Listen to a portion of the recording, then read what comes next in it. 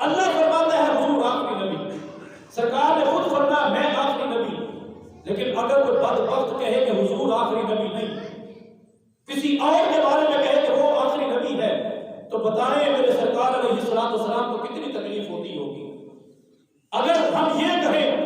کہ وہ نبی علیہ السلام کو آخری نبی نہ ماننے والے بدبخت وہ بھی مسلمان ہیں اور وہ بھی اس ملک کے اندر اپنے مذہب کی تشہیر کر سکتے ہیں، ظاہر وہ یہی تشہیر کریں گے،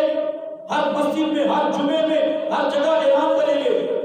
کہ نعوذ باللہ محمد آخری نبی نہیں اور وہ دجال کانا وہ آخری نبی ہے، تو بتائیں سرکار علیہ السلام کو کتنی تکلیف ہوگی۔ اللہ فرماتا ہے صحابہ کا بیٹھنا یؤذی النبی، یہ قرآن میرے سامنے ہے، نبی کو اذیت دیتا ہے۔ تو اگر کوئی سرکار علیہ السلام کے خلاف بات کرے، سرکار کے آخری نبی ہونے کے خلاف بات کرے کہ سرکار آخری نبی نہیں، تو بتائیں سرکار علیہ السلام کو کتنی تکلیف ہوتی ہوگی۔ آج ہر مسلمان اپنے گریبان میں جا کے اپنے امام کی فکر کرے کہ ہم کس قدر سرکار علیہ السلام سے وفا کرتے ہیں،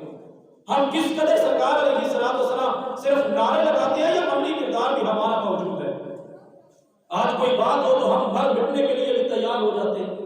کہتے ہیں ہمارا نبی کے ساتھ بڑا رشتہ ہے، لیکن جب نبی علیہ السلام کے دین کی بات آئے، جب حضور کی ختم نبوت کی بات آئے اور حضور کی عزت اور ناموس رسالت کا مسئلہ آئے، ہم سارے پیچھے ہو جاتے ہیں، ہمیں پتہ ہی نہیں ہوتا کہ حضور علیہ السلام کے صحابہ کا کردار کیا تھا۔ آپ حضور کی سیرت اٹھا کے دیکھیں، سرکار کے دور مبارک کے اندر 74 جنگیں لڑی گئی، جن میں 27 کے اندر سرکار نے خود شریک ہوئے، اور ان 74 جنگوں میں صرف 259 بندے شہید ہوئے مسلمان۔ یہ بات ہر مسلمان کو پتہ ہونی چاہیے۔ 74 جنگوں میں جو سرکار کے دور مبارک کے اندر لڑی گئی، 27 تو وہ ہیں جن میں سرکار خود تشریف لے گئے، باقی جنگوں میں سرکار علیہ السلام نے مسلمانوں کو امیر بنا کے بھیجا اور صحابہ کو بھیجا کہ تم جا کے لڑ کے آؤ۔ ان کو سریہ کہا جاتا ہے، جن میں سرکار نے یہ مسلمانوں کو بھیجا۔ خود کل 74 جنگوں میں 259 مسلمان شہید ہوئے جو دین اسلام کے لیے لڑی گئی، لیکن جو حضور علیہ السلام کی ختم نبوت کے لیے لڑی گئی، جس کے مرکزی لیڈر حضرت صدیق اکبر تھے، مسلمان صرف 1201 جنگ میں شہید ہوئے تھے۔ 74 جنگوں میں 259 مسلمان، اور جو نبی کے نام پہ لڑی گئی،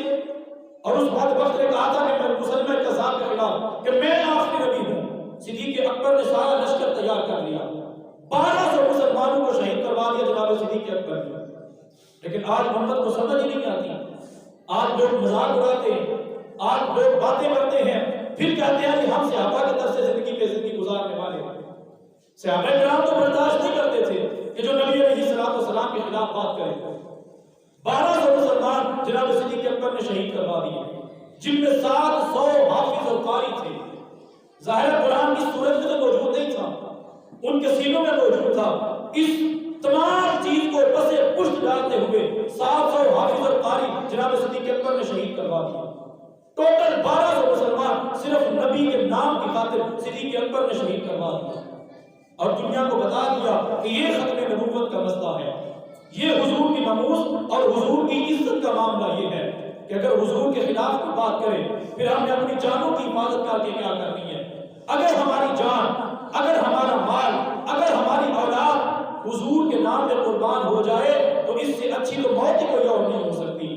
اس لیے حضور علیہ السلام کے ناموس کا مسئلہ سمجھنا، حضور کی ختم نبوت کا مسئلہ سمجھنا، یہ ہر مسلمان کے لیے ضروری ہے۔ کہیں ایسا نہ ہو ہم اپنی سیاسی پارٹی کی وجہ سے، کسی رشتہ داری کی وجہ سے سرکار علیہ السلام کے ناموس سے پیچھے ہو جائیں اور قیامت کے دن سرکار کو کون سا منہ دکھائیں گے۔